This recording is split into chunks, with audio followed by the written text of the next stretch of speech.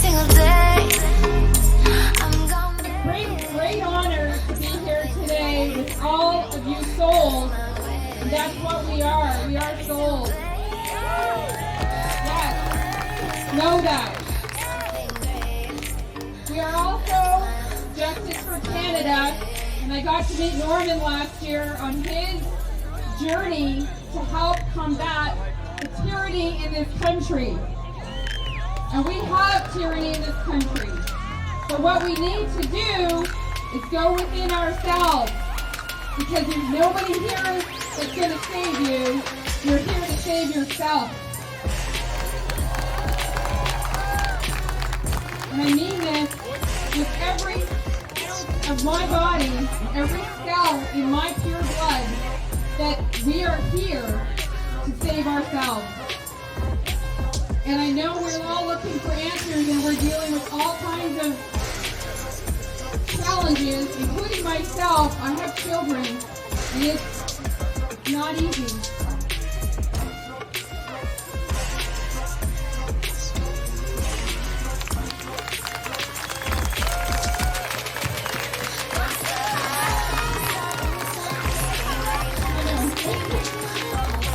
I love you all. Is there some kind of magic virus that knows you're in a restaurant and not a classroom? What the hell? We need to do something about this. We need to take our kids out of these schools until we revert to normal. Just say no to school. I'll tell you about something else. We need to stop paying property tax to support these damn schools. Did you know, you can look this up, Section 17 of the Ontario Municipal Act clearly states that municipalities may not levy taxes. They've been taxing us illegally for decades, and it's got to stop. Okay, I hope you join us.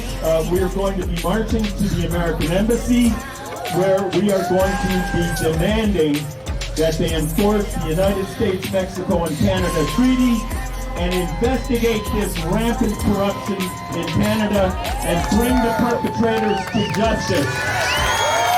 God bless you all. Let's go. All right, where are you going? Woo, let's hear from those.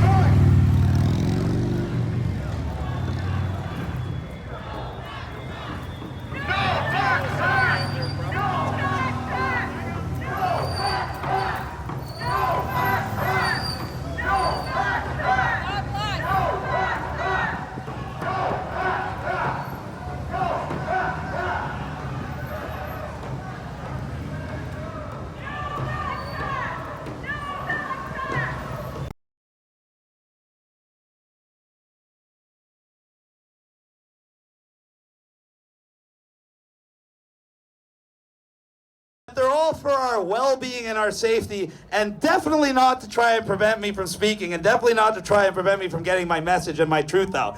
And I guess what? We held them to that. We held them to that, and here we are today. And I want everybody to give a massive round of applause for the PPS, because if it wasn't for them, I would not be here right now.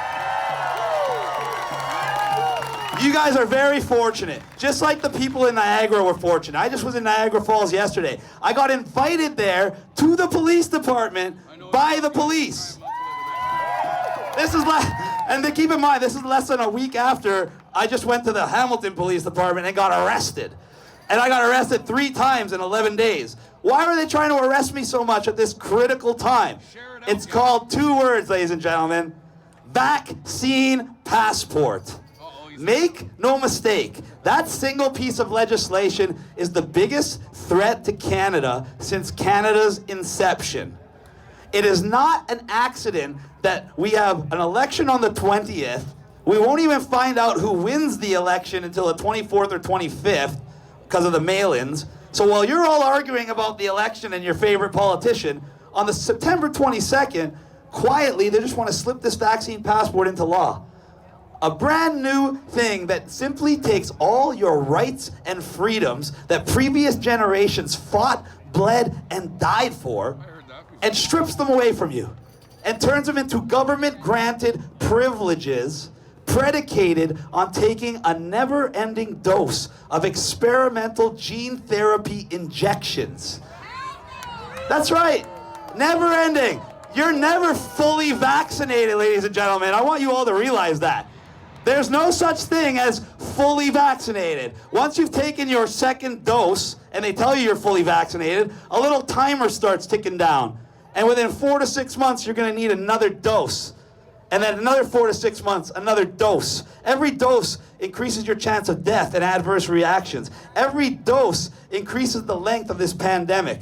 If you think that we are the problem, the unvaccinated are the problem, just look at a country like Japan. Japan has 135 million people. We have 37. Japan never had mandated masks, lockdowns, or mandated vaccines. They have half as many dead people as we do. So did our lockdown save us?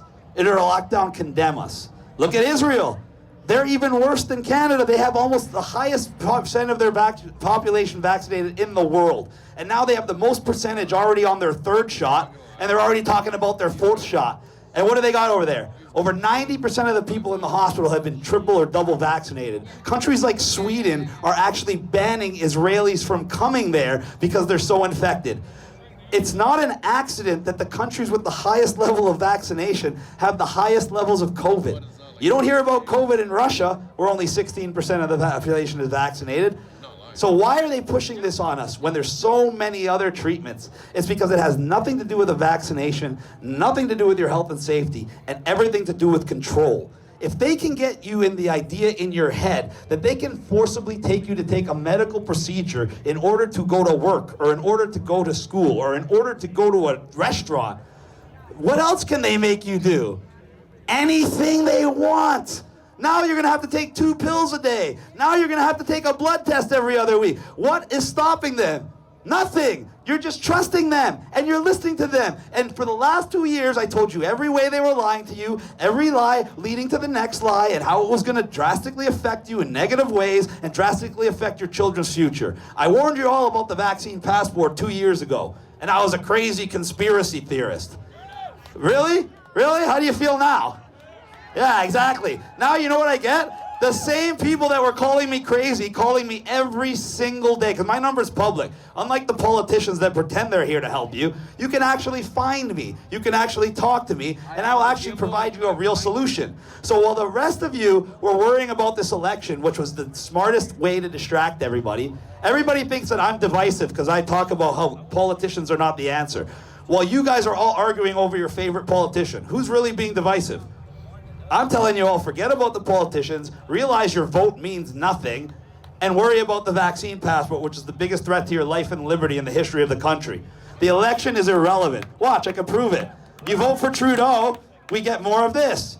You vote for O'Toole, the only other person mathematically capable of winning, even according to Maxime Bernier himself, you get The same thing. He already said he's for the vaccine passport. He already said he's for the gun ban. He even said he's for the Emergency Measures Act to really put the screws to us. So really, what's the difference? And then if you vote for any of the other parties besides the two major ones, none of them have a chance of winning. So if your vote is not going to affect the outcome of the vaccine passport, which we now have established is the most important thing that we need to stop in the history of our country, does your vote matter? The answer is no. Unfortunately, Canadians have been brainwashed, just like they've been brainwashed in the pandemic. And I took the last 2 years to undo brainwashing that was only done from a few months.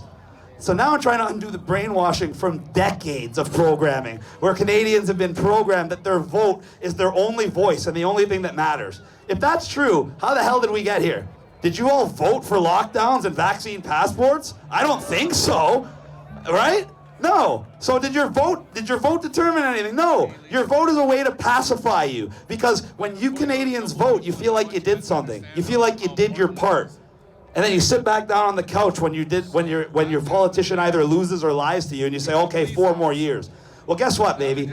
If you go with that strategy this time, in 4 years, there's not even going to be a Canada. That's what united non-compliance is all about. That's what Just Say No is all about. It doesn't take a politician. It doesn't take an election. Proof. When's the last time anybody voted their way out of tyranny? Ever.